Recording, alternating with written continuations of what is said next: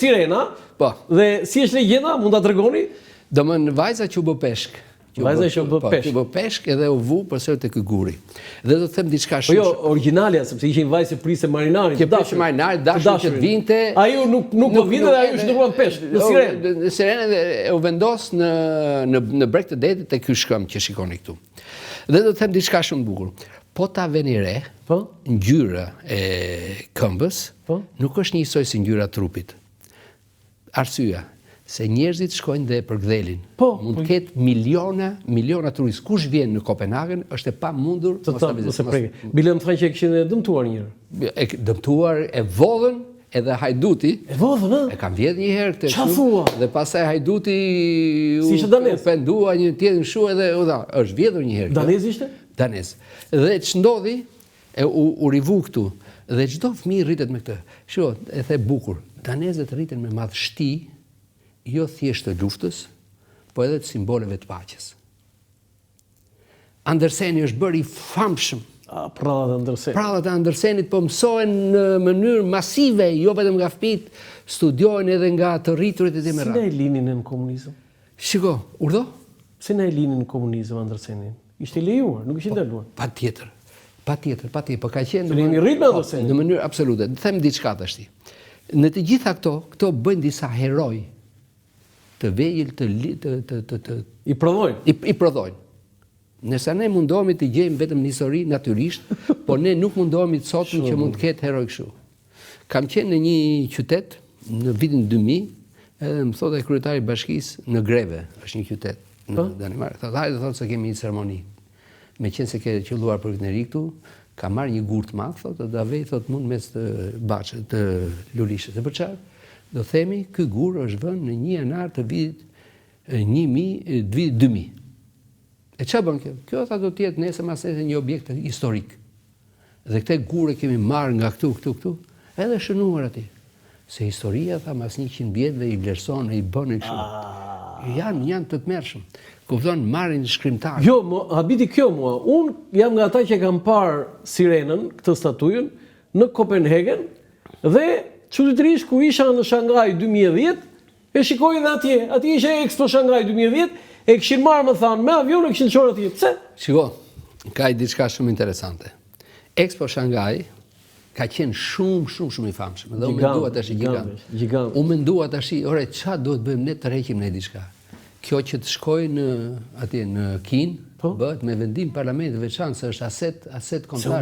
Se mori vendim parlamentit? Një vendim të është marrë një shkresë që kjo mund të shkojë atje. Wow. Dhe atje kjo ka qenë e vizitueshme nga 70-80% të njerëzve që kanë qenë në Panajir. Unë e kam parë, domethënë, edhe në Kopenhagen dhe në Shanghai. Biznes, në kuptimin jo të keq, mund bësh edhe me këtë, shumë më tepër se një makineri e tjetër. Foto tjetër.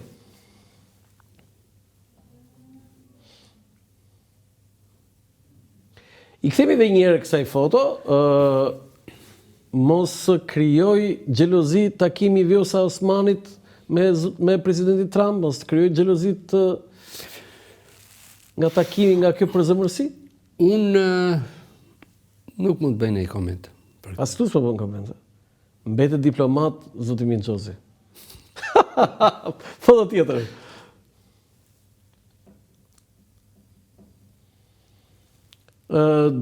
Zoti Rama dhe Albin Kurti, marrëdhëniet e tyre kanë qenë up and down. Unë nuk dua të vënë siklet, unë e di, ju keni punuar, keni qenë ambasador, por unë jam nga ata që më shumë bëjmë me faj zotin Kurti se sa zotin Rama. Pavarësisht se kanë të dy faj, po më shumë ka zoti Kurti. Tani unë nuk bëj me faj asnjërin prej tyre, se cili është munduar që marrëdhëniet midis nesh të zhvillohen. Natyrisht për probleme të caktuara, për çështje të caktuara ka pas edhe mosdakursi, po në asnjë mënyrë nuk duhet të ul poshtë vullnetin e palëve për t'i përmirësuar të marrëdhënie. Tani komentet janë të shumta sepse domethënë edhe takimet kanë qenë shumë intensive. Për shembull zoti Rama ose zoti Kurti takoheshin njëri tjetrin paktën 10 herë në vit për çështje, për situata të caktuara. Por gjithsesi, unë mendoj që mund bëheshin më të mira marrëdhëniet, mund të ishin më efektive, por gjithsesi Ka shumë vend për të ecur për një Mes bashkëpunim. këtyre dy kryeneçve, kush është më kryeneç? Nuk e di. Nuk e di, he? Po, faleminderit. Edhe kjo heshtje flet shumë. Foto tjetër.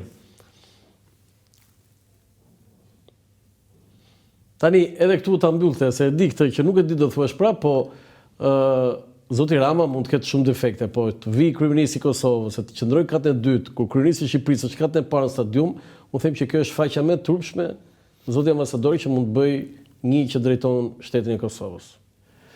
Me të drejtën tash hera parë që shikoj të foto kështu të Dalloj këtu se aty është shumë e zoomuar. Albin Kurti që me këmishë bardh lart, Zoti Rama dalloj që është më gjati. Shumë gabim. A bëhet kjo? Absolutisht jo, shumë gabim. E ke parasysh momentin? E kam parasysh. Si ka ardhur nga Kosova me makinë. Shumë gabim. Në mënyrë absolute nuk duhet. Vetëm serbët do duhet rokisnin këtu. Nuk duhet ndodhte. Do fërkonin duart. Foto tjetër. Nuk duhet ndodhte. Tani, unë doja një koment në datën në 24 mars, është një ditë e shënuar për kombin shqiptar, sulmi i NATO-s ndaj Serbisë, po përpara kësaj në 7 mars është shkruar epopeja e kombit shqiptar, një nga epopet më të lavdishme të kombit shqiptar me Adem Jasharin, ai që ndodhet në mes aty, dhe familjen e tij që sumon atë që tashmë çdo shqiptar e di. Unë doja një koment për këtë hero, për këtë idealist kaq të madh dhe hero real. Se ti the danezët mundojnë të shpikin në hero në ja ku i kemi. Është një heroizëm i pashoq. Është një sulm ndër më barbarët të historisë të fund shekullit kaluar dhe një rezistencë heroike.